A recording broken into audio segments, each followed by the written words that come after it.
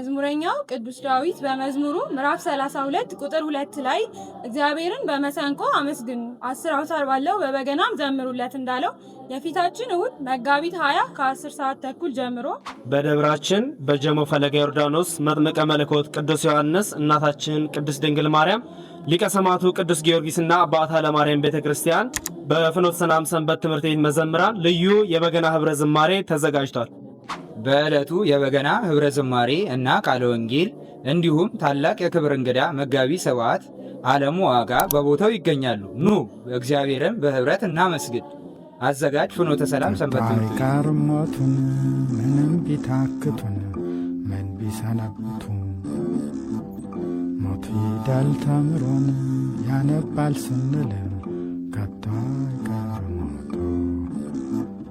ሞት ፊደል ተምሮን ያነባል ስንል እንኳን ሊያነብናን ገና ያግዛል ከቶ አይቀር